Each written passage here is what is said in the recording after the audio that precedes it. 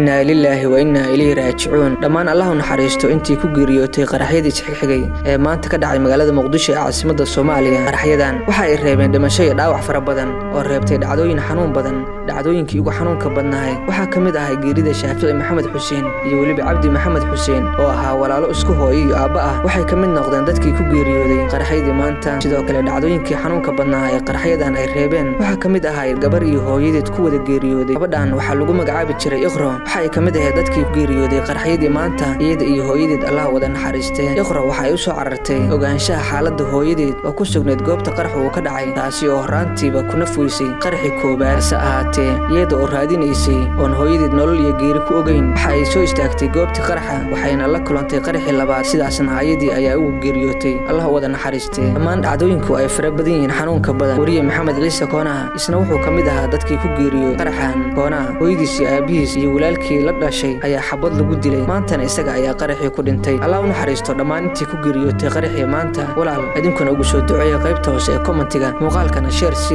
walaalaha Soomaaliyeed ugu duceeyaan